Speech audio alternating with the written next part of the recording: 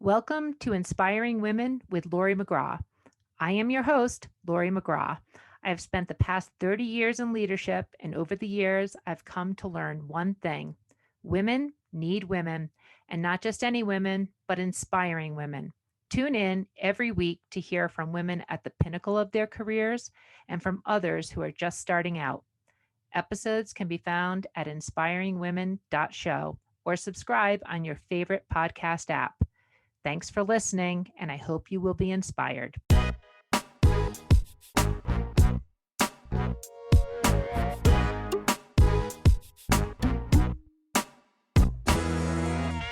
This is Inspiring Women, and I am Laurie McGraw. Today, I'm speaking with Dr. Wylecia Wiggs Harris, and she is the CEO of the American Health Information Management Association, where she's been the CEO since 2018. It's been a global organization, a leading health information management voice, and she's both turned around this organization and is leaning into strategic innovation growth.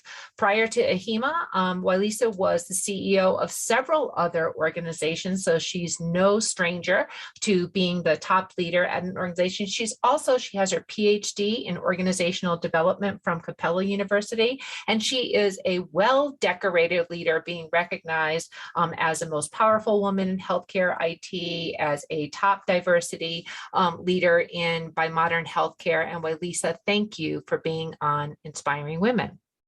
Thank you, Laurie, for having me. All right. Well, I'm excited about this conversation, and it's been fun to actually work a little bit together. We're working on the Healthcare Collaborative, which is, with the association forum, and we've known each other since you took over the leadership role of AHIMA, and you've done great things with that organization. But, as we get started, I always like to begin Inspiring Women with, what are you doing right now? What does your day-to-day look like as the CEO of AHIMA? That is such an interesting question. What does my day-to-day look like? Because every day is different. Right now, we're gearing up for our first face-to-face conference in 2 years in October. And it's like, wow, do we even remember how to put a national conference on? Since we've been virtual. It's been a long time, right? It's been a long time. We've been virtual the past 2 years. So that is a big focus for us as we continue to look at how do we elevate our advocacy work. I'm always looking at how do we continue to up our ante and our game around driving powerful content. We work with such wonderful members. How do we continue to support their developmental needs? So that's why I say every day is different. You wake up and you think you're going to be focused on one thing, and you sit down in front of the computer, and the day just takes you to focus on whatever you need to accomplish in that given day. Well, that's great. And I want to talk about AHIMA a little bit because, for you, you're no stranger to being the CEO of various organizations, nonprofit organizations. Is this your first global organization that you've been the leader of? It is, and it can be overwhelming at times because I would have never thought that I would be leading a global nonprofit organization. I would have never thought that I would have an opportunity to be visible on international platforms. And why do I say that? Because when I was in the Chicago area before working on my MBA, and I know that some of your listeners may have heard me tell this story before, the very act of raising my hand was difficult in classes because I was so shy and so introverted. And to now find myself in some of the places that I now find myself being able to give voice to the needs of others is overwhelming. It's gratifying, and it is extraordinarily humbling. Well, it's also something that you happen to be good at. And I say this because you are recognized for your leadership as being, one of few of the top leaders in healthcare today. So let's talk a little bit about that journey. So, as a shy, introverted, I'm assuming hard worker, how did you ascend to being the CEO of not just today's organization, AHIMA, but, several before that? I love the word journey it truly was a journey. And I'm not going to say that I was someone hanging out among other individuals, raising my hands, saying, look at me, I want to be a leader, because I was not. I said yes when others said no. So when there were opportunities that were presented and there were new assignments, I just kept saying yes. And then one day I looked around the leadership table and said, there are not a lot of people who look like me. And at that point, there weren't people who looked like me from an ethnic perspective, a gender perspective, or even an age perspective. And I decided that I wanted to be someone who could help expand the table and who had an opportunity to sit at the table.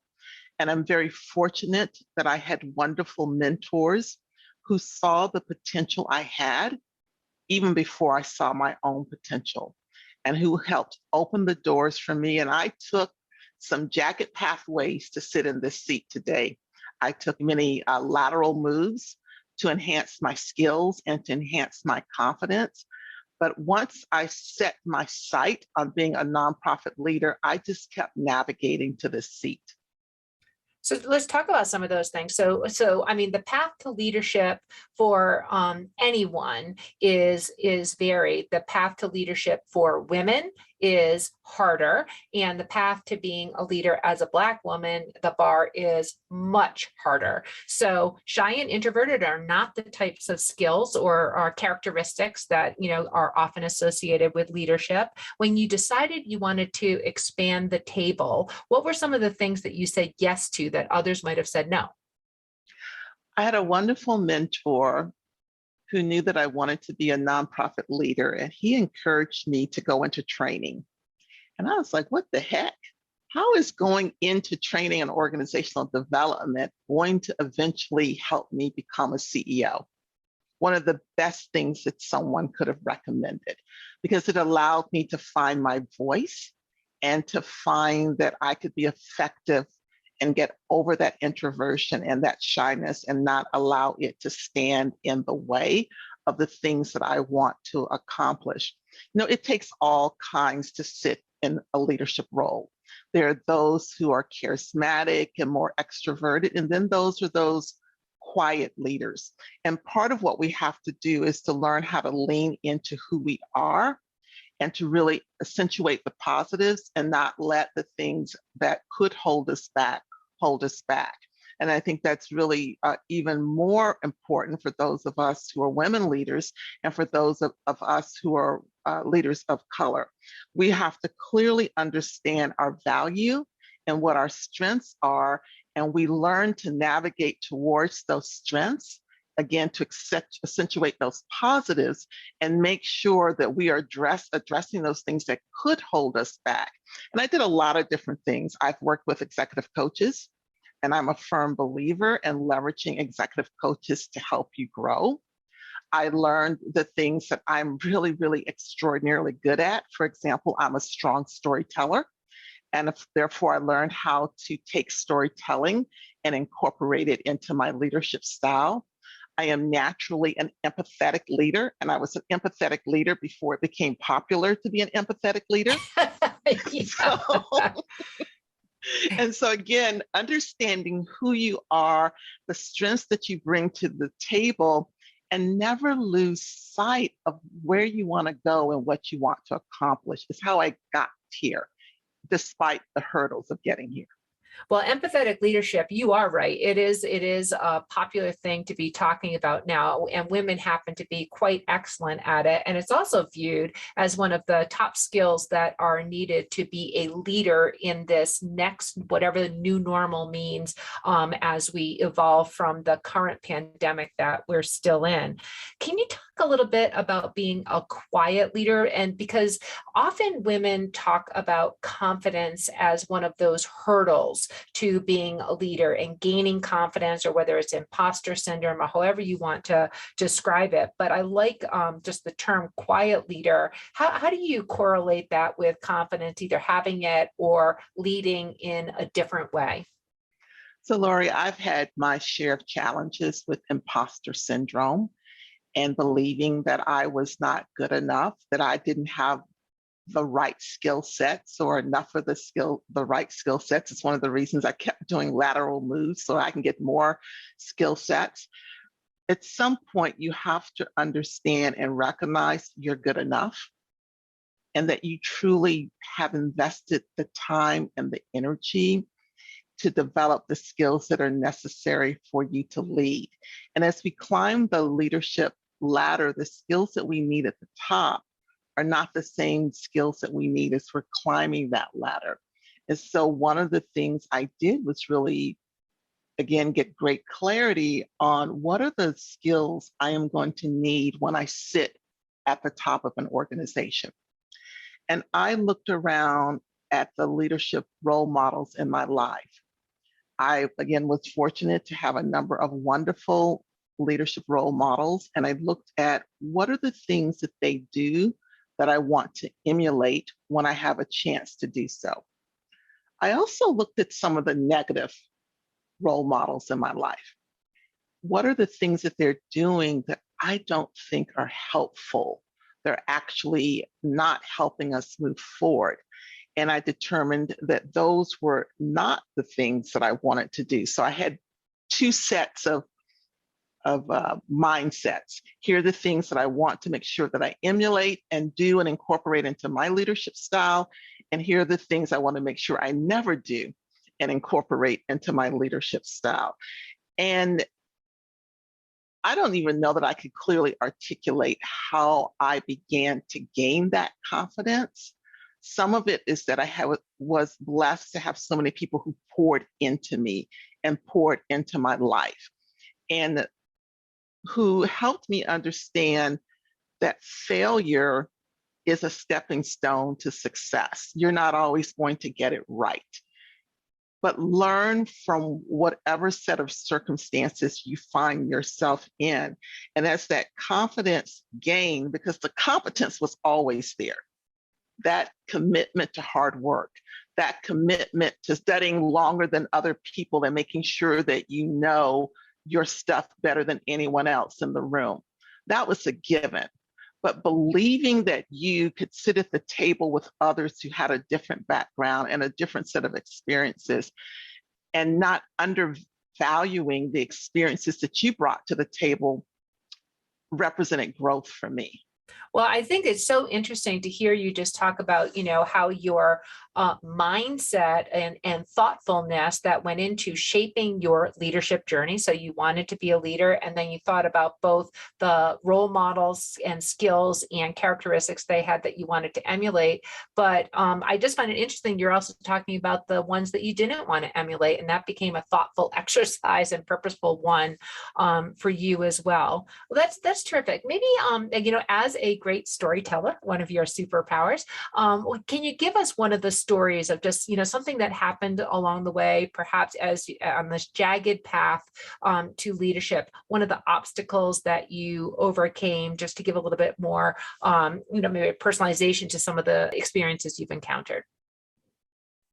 Oh, wow. See, I didn't come prepared to tell stories. So Oh, come on. You've got a million of them. I know I do have a million stories. So here's one. I actually shared this at a conference last week, and it's a story around valuing everyone in the room. So I had this is when I was a junior staffer at an organization, and my immediate supervisor had asked me to schedule a meeting with an executive at a large medical technology company. And we get in the room and he takes over. Now, I've done all of this legwork, but we get in the room, I dial the number, and he takes over and he introduces himself to the gatekeeper who answers this particular individual's phone. The gatekeeper says, "Oh, I'm sorry, XYZ is not available." And I then turn and say, hello, gatekeeper, it's Wylecia. And I know that he's expecting our phone call. And she's like, hi, Wylecia. Yes, he is. And so, my boss is looking at me, but here's a lesson I learned early on is you respect everyone in an organization, regardless of the position that they sit in. And I had gotten to know this individual's administrative assistant very, very well. And so we had this great ongoing relationship. And that's one of the things that I coach and counsel people on is make sure that you're valuing everyone in an organization, because it doesn't matter whether they are the ones keeping the floor clean or they're the CEO. They're still a human being. They still have families, they still have struggles in their lives, and we should speak to them and we should value them regardless of where they sit within an organization. I love that story. It also speaks to there is power in every position that exists, and how people use that and how you know how to interact with it is exceptional. Love that story. Let's talk about diversity. In addition to empathetic leadership being a really hot topic, DEI and bending the diversity curve, particularly in the leadership of organizations, is something on every CEO's agenda, it seems these days. Closing the gaps that are out there that exist for women, that exist for people of color. Those are hot topics. Are we making progress? What are you seeing? I was thinking about this particular question this morning, and we're making progress. I don't believe we're making progress at the rate we need to be making progress. And if someone had asked me this question 20 or 30 years ago, whether or not in 2022 we would be facing some of the challenges that we are still facing, I would have said no. And I don't have all of the answers about why we're not making accelerated progress in this area, but here are some thoughts that have been going through my mind. And it's from this perspective of belonging. I think we all want to belong and we all desire to be in community. Part of what we haven't figured out is how to have an abundance mentality versus a scarcity mentality. That from an abundance mentality, the table is big enough to accommodate all of us. A scarcity mentality, we're worried that the table is not large enough to accommodate all of us. Therefore, we're going to pick and choose who gets a seat at the table. And so for me, diversity, equity, and inclusion is a journey. And just because I'm an individual of color doesn't mean that I get it right every single day. I lose my way as well. And this perfect example is that when I first came to AHIMA, it was one of the things I was razor sharp focused on, in part because I walked into that room my first day to meet with the leaders, and I was the individual of color in the room. And so it was very much at the top of my radar. However, as other things began to consume my attention, I took my focus off of diversity, equity, and inclusion. And then one day I looked up, and in the midst of the great resignation, I'm going, where did all my staff of color go? Because they've been picked off to go to other organizations. And I'm like, oh, shoot, I'm starting all over again. And so lesson learned for me is that we have to be intentional about diversity, equity, inclusion, and belonging. And it has to stay at our forefront constantly. And what gets measured gets done. So as we're preparing to start working on our next strategic plan, I've said to my VP of strategy, let's make sure that this is built into our plan. Not that we treat it as a sidebar activity over here. And I think it's really important that it has to be integrated into the fabric of an organization, including the metrics that we are looking at.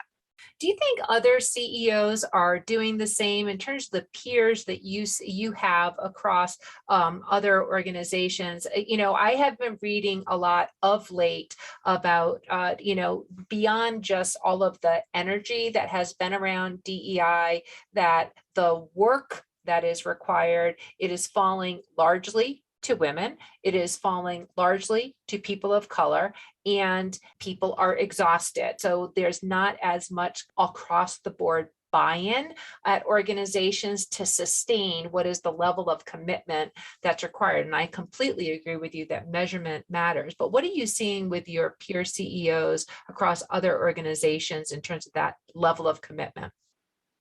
It's a continuum. There are some that have the same passion and the same level of commitment. There are some who are trying to figure out, what does this mean? And there are some that are probably at the beginning of the continuum. And I think for all of us, navigating the past 2 years has been very tough as leaders, and continues to be tough. And we're juggling many, many balls. And I like to tell people, leaders are people too. We have our own issues, we have our own values and things that we're trying to navigate, even as we're navigating these organizations. So I am hopeful that we'll see more towards the continuum of being passionate and making the necessary commitments to move diversity, equity, and inclusion forward. I also recognize it's a journey, and part of perhaps what we have to start doing more at the CEO level is holding one another accountable and having these conversations. Because I will tell you, as a Black woman, it is draining to always have these efforts led by women or led by individuals of color. And I had someone just reach out to me randomly last year who I had never met. She somehow came across my profile on LinkedIn, and she had just been assigned the responsibility for diversity, equity, and inclusion within her organization. She had no concept of where to start. She had no money to support her initiative. And so if organizations are going to be serious about DE&I for the long term, versus when something happens that pops up and people want to rush and then give platitudes that they are unable to fulfill, then we have to look at, how do we put the appropriate resources behind this work? And we have to make sure that this is the work of everyone, and especially it's owned at the top of the organization, not only including CEOs, but boards of directors. And that's the conversation that we are beginning to have with our board, and to help them understand the important role they should be playing with diversity, equity, and inclusion. Well, I think some of your advice in terms of, first of all, what gets measured gets done, and putting visibility on that and making that a pillar of your strategic plan, certainly sound like steps that can be replicated. Great advice for other organizations. Well, Lisa, as we think about, the future, and there's a lot to hopefully look forward to, how do you think about, you've had such a incredible career journey. What do you look forward to as you think years out? What's on your mind in terms of your professional journey? First and foremost, I want to leave AHIMA stronger than when I came at the helm, and making sure that I'm preparing the next generation of leaders to move the work of AHIMA and AHIMA's members forward. So succession planning is on my mind right now, because that's just critically important, that I want to make sure the work that I do is beyond me, the individual, and that the organization is still positioned for success. As I think about myself personally, I'm constantly challenging myself for what's next and what are the broader opportunities for me. So Laurie, that one of my personal goals is to eventually serve on a private or public board of directors. And that's something I'm working on, and taking that great advice that you gave me to be focused and be diligent about doing it. I'm also just thinking about who else. How do you, beyond my own organization, how do I continue to support emerging leaders and help them grow and help them find their voice earlier than what it took for me to find my own voice. So those are some of the things I'm thinking about. I always find personal inspiration and just hearing, from accomplished leaders like yourself that you're always learning, and even that though you're at the height of the profession, you're always striving for something more. It's just so encouraging to hear that doesn't matter how far you've come, there's always something further in terms of where you want to go. Wylecia, as we close out on this conversation, I've really enjoyed it. Any last advice that you'd like to leave listeners with? I am here in part today because I'm standing on the shoulders of giants. I have opportunities that my mother and my grandmother and my mothers did not have. And so I believe strongly that we have an obligation to reach back and to pull people forward with us. And so I would leave your listeners with a couple of final thoughts. One, if someone has been helpful in your life, if someone has been an impactful mentor for you, never hesitate to go and say thank you to that individual. Because no matter where we are in life, we all need encouragement. We all need to know that we're valued. Second, as you continue to climb the ladder, always reach back and allow people to stand on your shoulders, because you are where you are because you're standing on someone else's shoulders. Those are great pieces of advice and admirable in terms of things that you're doing. I really appreciate that. Wylecia, I have so enjoyed this conversation. This has been an excellent Inspiring Women conversation. I have been speaking with Dr. Wylecia Wiggs Harris. And Wylecia, thank you so much. Thank you, Laurie. This has been an episode of Inspiring Women with Laurie McGraw. Please subscribe, rate, and review. We are produced by Kate Cruz at Executive Podcast Solutions. More episodes can be found on inspiringwomen.show. I am Laurie McGraw, and thank you for listening.